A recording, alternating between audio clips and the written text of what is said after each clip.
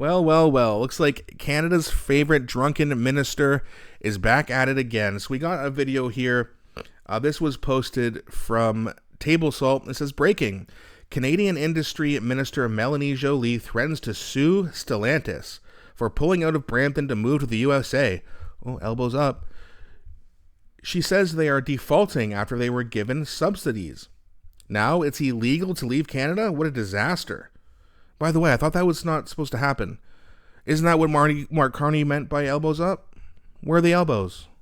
So let's get into this. This is just a clip here from CBC, but then I have another clip from Melanie Joly herself that we'll get into, but let's get into this. Now, before we do, please don't forget to like and subscribe. It really helps grow the channel.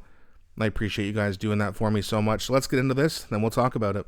To Stellantis. So the date of this letter is today. Melanie Joly starts the letter by saying that she's writing to express her extreme concern with these investment plans in Canada and in the U.S. And demand that the company respect its obligations flowing from billions of dollars of financial support extended over the decades. And then she says, while the current U.S. tariff environment is creating complex challenges, Stellantis has made important commitments to Canada and to its workforce. Canadians expect that Stellantis will respect and honor these commitments. Anything short of this is unacceptable. And then here's the key part, and I think we have this in writing for our viewers. Should Stellantis choose not to respect its obligations, we will act in the interests of all Canadians and hold the company to full account and exercise all options, including legal. So this is the real nugget in the letter that has everyone's attention. The letter does go on to lay out the case, talking about how Canada was there, the Canadian government was there for Stellantis in 2009 when it was on the brink of bankruptcy, and now expect the company to be there for Canadians. That's not how companies work, Melanie. Companies are in it for themselves and their own profit.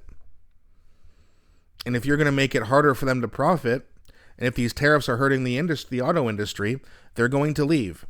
That's why it was so important that Markcarney get in there and get a deal. That's why he got elected. And there's still no deal, and now Crown Royal, their bottling plant in Ontario, is leaving. Now Stellantis is leaving. Who's next? See, dummies? And again, I do have empathy for people who lost their job or who are going to lose their job. But if you voted Liberal and you're losing your job, sorry, but there are consequences for your actions. If you really believe that the Liberal Party had a Justin Trudeau problem and that was it, and then once he was gone, everything was going to be better, you're an idiot. Again, I know that sounds harsh. I don't wish for people to lose their job, but if you are voting Liberal at this point and you haven't realized the consequences of what the Liberal Party has done, this is on you. All throughout COVID, these dumb Liberals would tell me, oh, consequences for your actions if you don't want to do this or get that. Okay, well, consequences for your actions if you vote for a party who's trying to destroy this country. If there's consequences for our actions, there's consequences for yours as well. Wake the fuck up, stop voting for this party, and maybe we can have a thriving country again. So here's Melanie Joly herself, going on another drunken tirade. And this is from Ryan Garrettson, and he says, I couldn't imagine being a worker from the Stellantis plant in Brampton and listening to Joly. Talk about witnessing your job disappearing right before your eyes. Nothing but empty platitudes. So let's have a look at this as well. Well, let me be clear on Stellantis. I'm extremely disappointed about this decision, and not only am I disappointed, it's completely unacceptable. So we will fight for these jobs. We will fight for the jobs at Brampton. We'll fight for the jobs that were committed by Stellantis, and we'll fight for our auto sector. I've been in contact with Lana Payne, the head of Unifor, yesterday and today. I've been in contact with Flavia Volpe, who's an important voice in the sector. We've been working hand in glove also with the Ford government, and we're one strong Team Canada together. And the company has commitments under different types of agreements with the government, including the fact that we provided support for the retooling of the very Brampton facility that right now is sitting idle. So we will make sure that we push the company and we hold them to account. Well, let me be...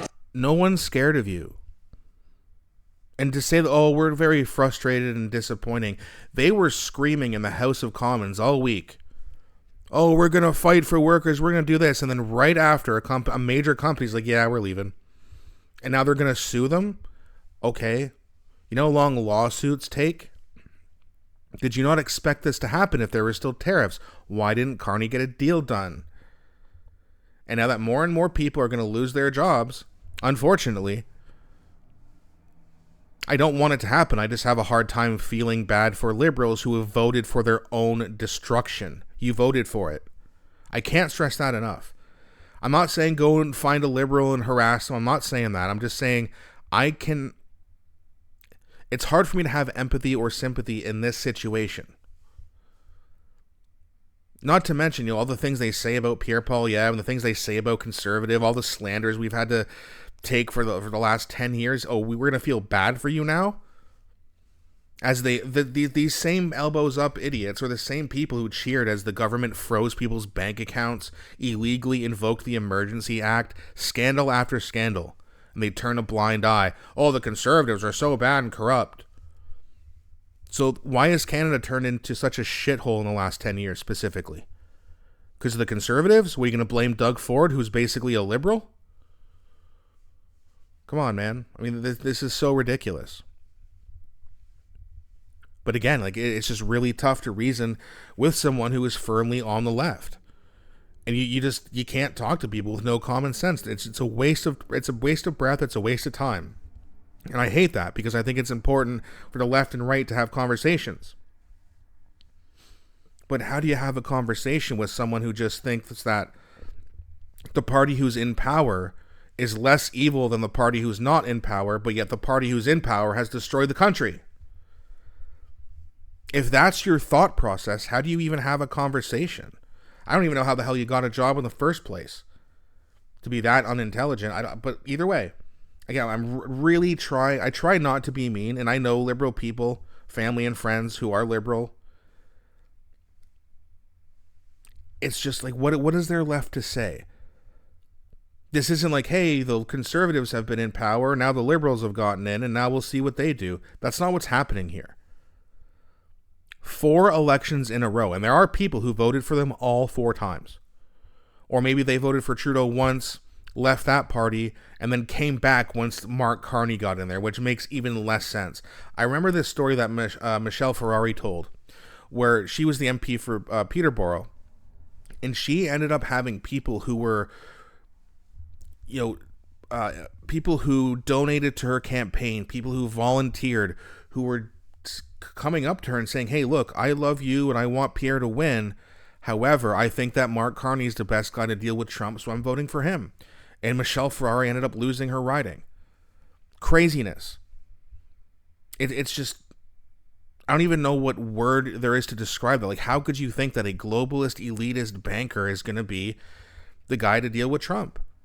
Well, it's because indoctrination is powerful, and when the mainstream media is clearly on the liberal side and they're doing everything they can to glaze over Carney, oh, look at his resume, oh, he's a nice old man, Pierre's too mean.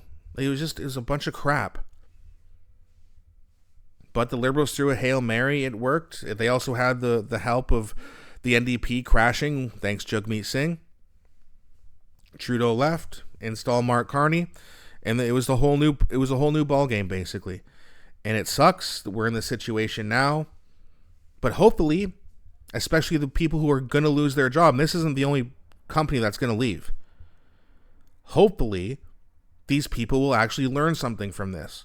And then next time we can get in a politician in a party who wants a thriving middle class, who wants a strong economy for Canadians. But I guess we'll just have to see.